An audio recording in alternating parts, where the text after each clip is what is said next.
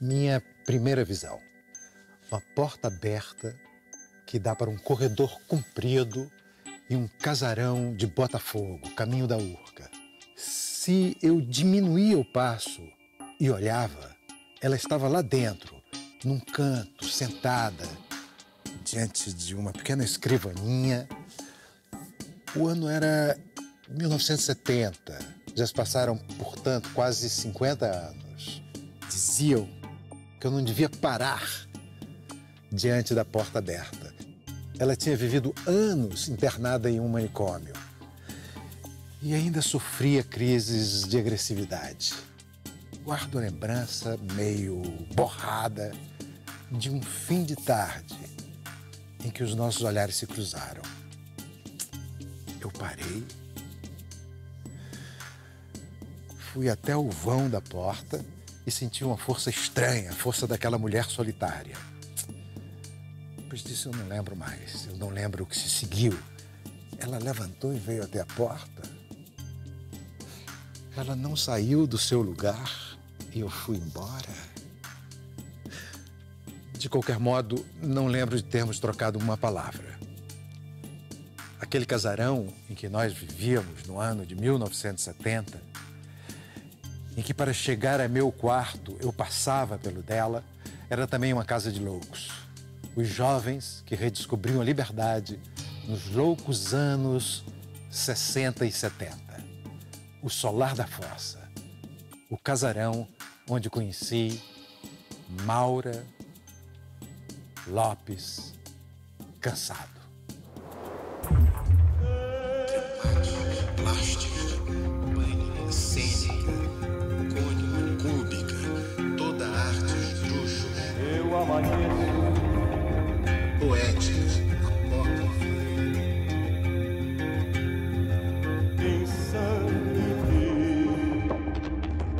Eu canto a arte elástica.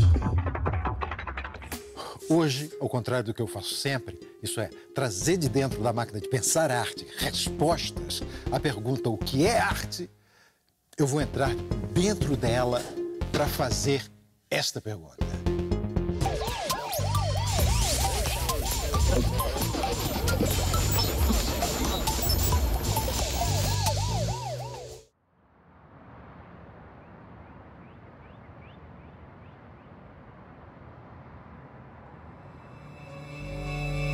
O que me assombra na loucura é a distância. Os loucos são eternos. Nem as pirâmides do Egito, as múmias milenares, o mausoléu mais gigantesco e antigo possuem a marca de eternidade que ostenta a loucura.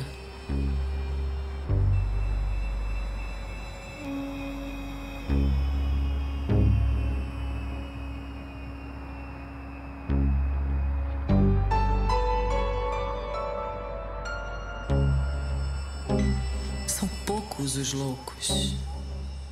Transposta a barreira, completamente definidos, passam a outro estado que prefiro chamar santidade.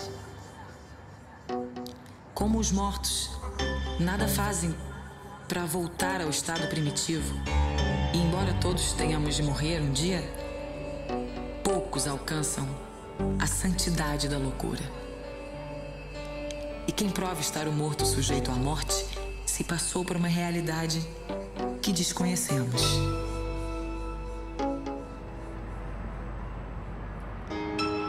A doutora Nise da Silveira, esta beleza que nunca gostou de mim porque eu era fútil, o grande amor de quem jamais soube falar disso aos outros, talvez porque não fosse fútil, mas carente de palavras e ansiosa demais para conseguir verbalizar seus sentimentos. Em memória do tempo em que me senti parte da família, grande mãe.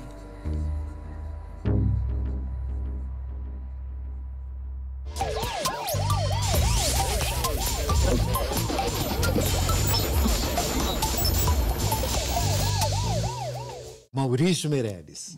O Maurício, ele é jornalista, pesquisador, ele é um pesquisador especialmente na área de literatura, de história, é editor de cultura e de literatura do Globo, enfim. E o Maurício escreveu um prefácio das novas edições pela editora Autêntica do Hospício é Deus e de O Sofredor do Ver, que é o livro de contos da Maura Lopes Cansado. Maurício, por que tanto tempo essa escritora desapareceu? É sempre um mistério, eu acho, porque os escritores desaparecem. Eu tenho um amor pelos esquecidos ou os que deixam de escrever, enfim. Mas eu acho que, assim, muito provavelmente o estigma da loucura. E, assim, além de louca, a Maura, não custa lembrar, cometeu um homicídio em 72 e depois disso nunca mais conseguiu escrever uma linha. Hoje ela está 20 anos fora de catálogo e voltando só agora, ainda bem, né? E dela existe O Hospício é Deus, que seria uma primeira parte, né? Ela diz Diário 1 e teria sido perdido por um editor a partir do Diário 2. Exatamente. Ou isso é uma lenda? Essa história é um grande mistério, porque tem muitas lendas sobre o que aconteceu. Esse livro originalmente seria em 2 partes. A lenda mais famosa diz que o José Álvaro, que era um editor de uma editora pequena... José Álvaro, editor. Exatamente. Esqueceu esse original num táxi, o 2º volume. Eu, fazendo essa pesquisa para esse perfil, encontrei pessoas que falam que talvez esse diário tenha desaparecido intencionalmente, porque o diário é um livro confessional. E a Maura, antes de lançar, quando ela anunciava que ia lançar esse livro, que ia lançar, conheço pessoas que leram esse original... ela costumava dizer assim, agora eu vou dar nome aos bois. Então tinha um medo de ela dizer com quem ela dormiu, que ela já diz os nomes desses livros, mas não cita ninguém de forma muito indecorosa. Depois, quando ela já está presa numa penitenciária ali na Frecaneca, aquela Lemos de Brito que fechou, ela acusa de novo, diz que um original desapareceu no hospício quando uma repórter vai visitar ela, e ela dá a entender que é porque o livro incomodava, porque ela denunciava as condições do hospício, enfim. Mas então existiu essa segunda parte mesmo? Se você conhece pessoas que leram... Eu conheço pessoas que têm memórias... Imprecisas, mas eu encontrei um texto do José Álvaro, fazendo a pesquisa na Biblioteca Nacional em jornais antigos, em que ele elogia esse original. Tem pessoas que dizem que, assim, nos jornais da época que leram esse original, mas ele, infelizmente, se perdeu. Você disse que ela parou de escrever depois do episódio do homicídio que ela cometeu, que foi em 72. Isso, exatamente. A Maura entra numa... É uma cena que eu consegui reconstruir na minha pesquisa porque eu encontrei o processo judicial ao qual ela respondeu. Esse processo tinha aparecido em 2007 numa tese de doutorado citado em parte. E quando eu fui fazer essa pesquisa, eu voltei ao Tribunal de Justiça para procurar esse processo. E é possível reconstruir essa cena desse crime que ela está internada na Clínica Doutoreiras, ali na Marquês de Olinda, que era ali no final, onde hoje tem um condomínio, que nem existe mais essa clínica. Passou muita gente por lá, Paulo Coelho, acho que o Rodrigo Souza Leão, não lembro se chegou a passar por lá. A Maura apagou isso da memória dela, talvez como... Isso é meio um sintoma, às vezes, de um surto psicótico. Mas ela entra na enfermaria e estrangula uma paciente de 19 anos que estava grávida. E aí, depois disso, a vida dela nunca... que já era difícil, fica pior ainda.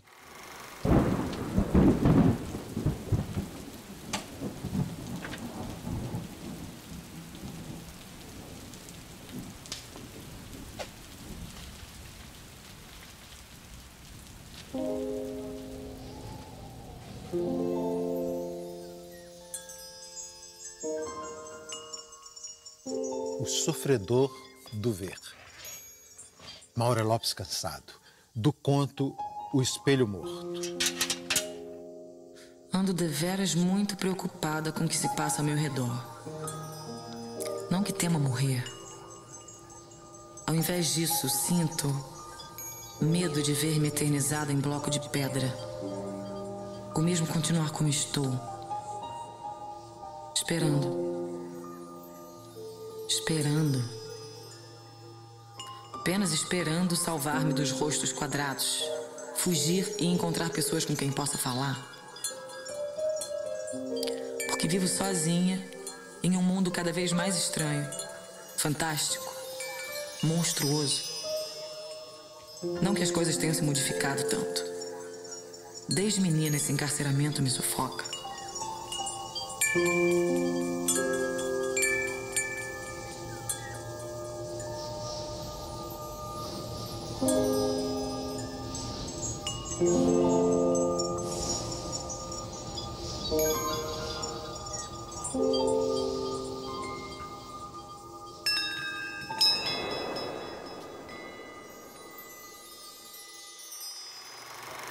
A gente estava falando do processo, que você achou os autos do processo. Nesse processo, depois que ela mata essa paciente, o juiz designa 2 peritos para fazerem um laudo e descobrir se ela é louca e se ela pode ser processada ou não. Achei aqui esse laudo de que você está falando.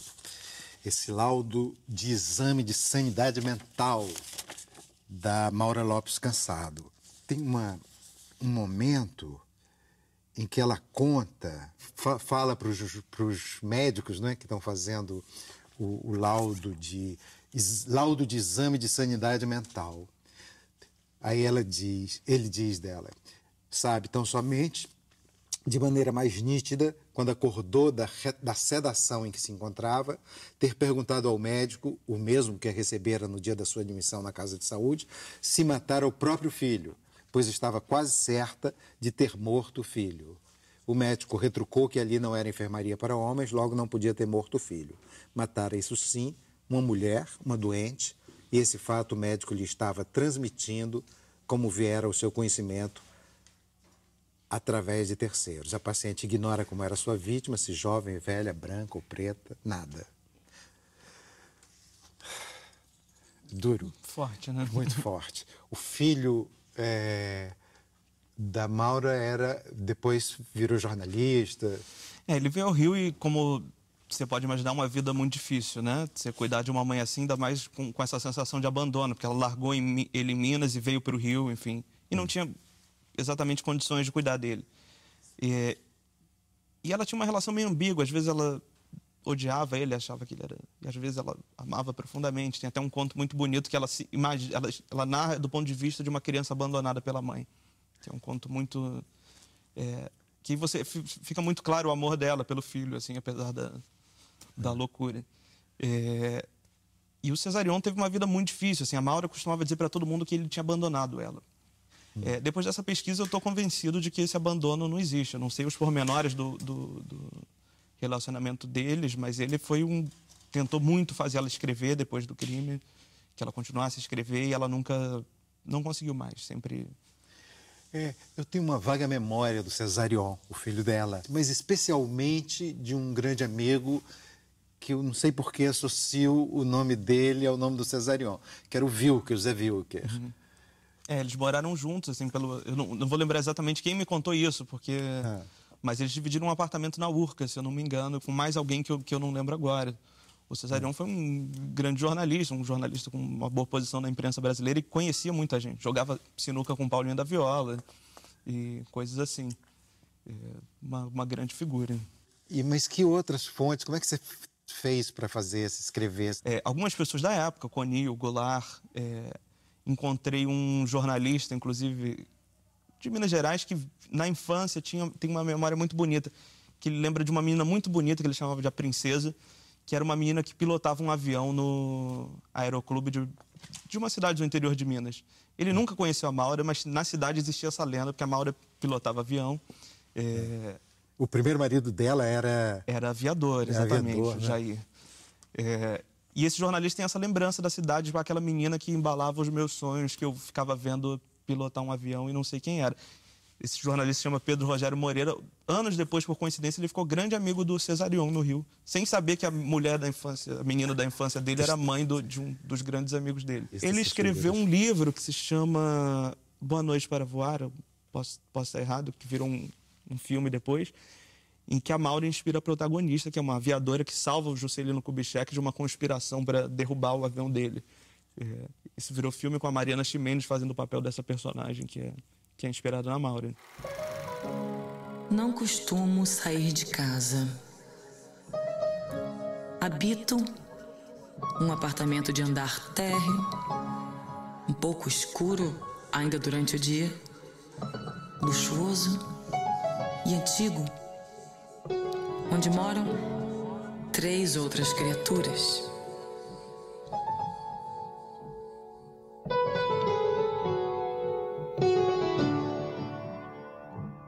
Ignoro por que moramos juntas. Conheço-as há pouco tempo. Na verdade, gostaria de mudar-me. Conheço, porém, a inutilidade das mudanças. Nem sempre consigo tomar o café da manhã até o fim.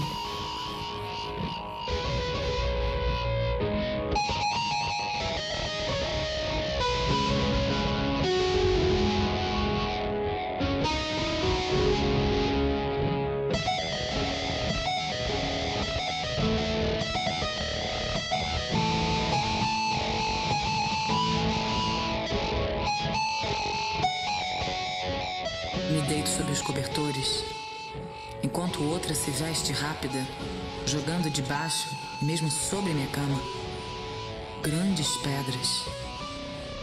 Pedras personalíssimas, quase vivas, que já me tomam quase a metade do leito.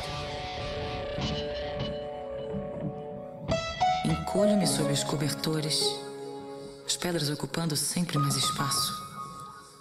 Se abandonar o quarto, enfrentando olhares antropófagos nas ruas, corro o risco de, ao voltar, achar toda a cama tomada.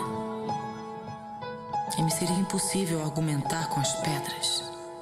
Eu que sou destituída de qualquer senso de organização e iniciativa. Temos que interromper o programa. Os marcianos invadem a Terra. Orson Welles mandou os marcianos embora. Volta o programa. Como é que era a vida da Maura como, digamos, escrevendo, publicando, mas simultaneamente ela vivia em manicômios, em hospícios? Exatamente. Ela ficava entrando e saindo, assim, até o momento do processo.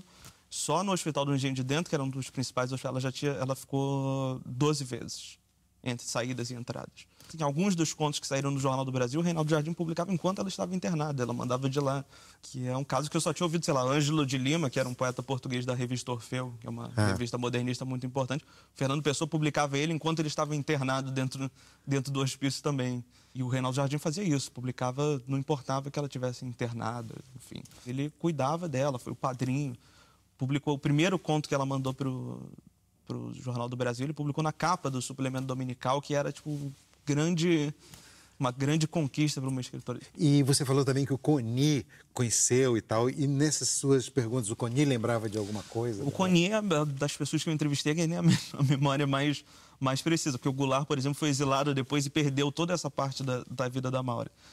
A história que eu mais gosto do Coni é uma que ele teve uma coluna no Correio da Manhã que se chamava Da Arte de Falar Mal. E ele se inspirou nesse título por causa da Maura, porque um dia ele saindo de carro com ela, disse, vamos na Urca conversar, Coni, que ela era eloquente, não sei o quê, e começaram a falar mal de todo mundo. E ela dizendo que falar mal era uma arte. E o Coni lembra, a Maura não poupou nem o Mário Faustino, que era um grande intelectual da época. Era o poeta Mário Faustino. Exatamente. E a coincidência, nesse dia que ela estava espinafrando ele tinha morrido 2 dias antes num acidente de avião. Então, assim, nem ele foi poupado da... Eu também tenho uma cópia também, como do Hospício de Deus, do Sofredor do Ver. O Assis Brasil diz isso numa resenha, quando surge o Sofredor do Ver, que ela está fazendo uma passagem da confissão para a criação, e que essa é a missão dela com a literatura. Porque ela começa, os primeiros contos ainda tem o tema da loucura, do meio do livro para o final tem outros contos que não tem mais, que são assim, é criação pura, não é necessariamente relacionada à experiência nos hospícios. E ela é muito claro que ela está fazendo essa passagem para uma outra coisa. Só que é uma passagem interrompida que a gente não sabe onde podia ter parado. Essa era uma foto dela. A Maura se dizia que era muito bonita. É verdade, ela própria dizia que era muito bonita. E ela se achava a mulher mais linda do mundo. Dizia que os homens estavam tentando seduzir ela. Os homens que eu entrevistei não se lembram, não tem essa memória de ela ser tão bonita assim. E para ela, todos os homens estavam tentando seduzir ela. Fulano é apaixonado por mim. E tinha essa sensação de omnipotência. Tem entrevistas em que ela diz textualmente: eu sou a maior escritora da língua portuguesa. Por curioso que pareça, assim, nos últimos 2 anos, assim, a Maura está voltando agora, espero que com tudo. O livro é uma editora relativamente nova, autêntica, não é? A diretora editorial é a Maria Amélia Mello, que foi por muitos anos diretora da Zé Olímpio. Nos últimos 2 anos ressurgiram também a Dalgisa Neri, que também escreve um diário sobre a imaginária, sobre a relação com o marido. Escreveu em 59. Em 60, Carolina Maria de Jesus, que era uma catadora de papel, que escreveu Quarto de Despejo, um diário também. E Maura Lopes Cansado. Então, eu vejo assim, com uma grande coincidência que são 3 mulheres em situações diferentes de opressão. Uma porque é louca, outra, Dalgisa, que tem um casamento, um marido tirano, e a Carolina, porque é negra e pobre, favelada. A terceira criatura é tirana e muito boa pessoa. Proibiu-me de mover rápido a cabeça para os lados, temendo que o ar sinta-se demais agredido.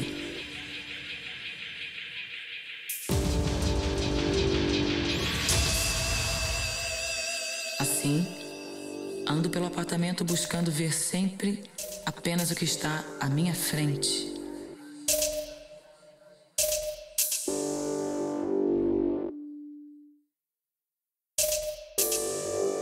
Se me viro, faço-o com delicadeza.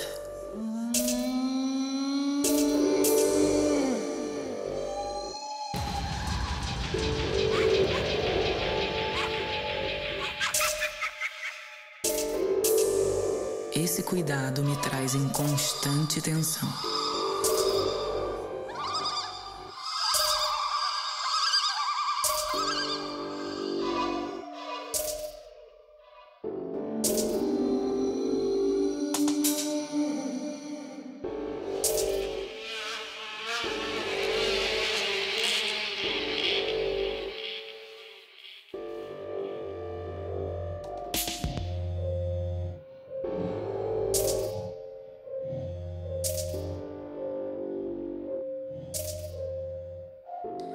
Costumo confundir essa terceira mulher com os objetos da casa.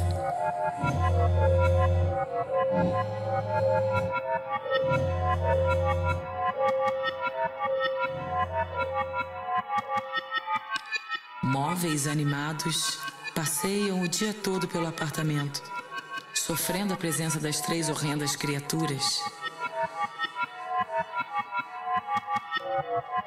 Ouço ruídos esquisitos.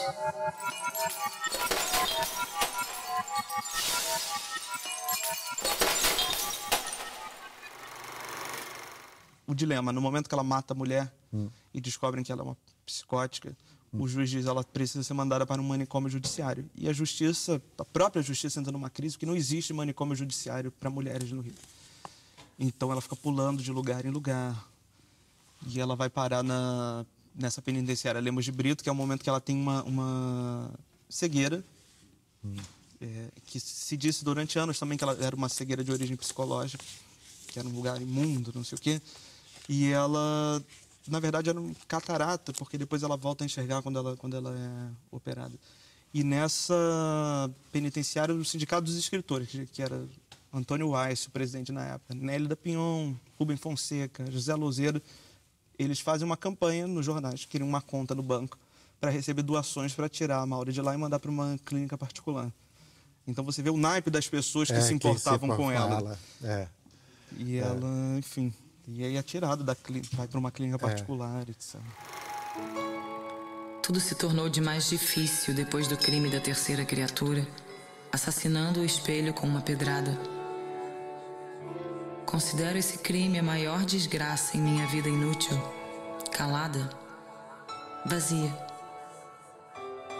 Foi o espelho a única criatura humana que conheci. Desde a infância habituara-me a ele, não havia como temê-lo. Vê-lo diariamente, minha grande aventura. Começo a perder a noção do tempo. Acompanhando o crescimento do espelho, acompanhei meu próprio crescimento.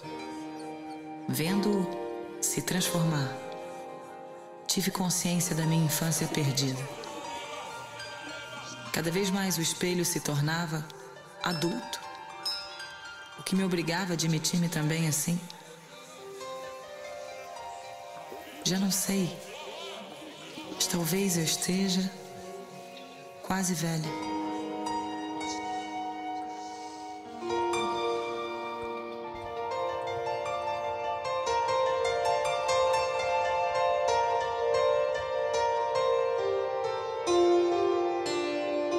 Diariamente tomo entre as mãos a caixa onde estão os restos mortais do meu amigo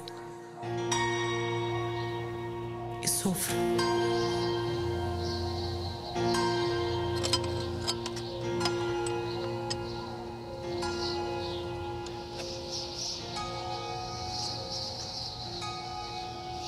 Sozinha, sem outro rosto, outra esperança.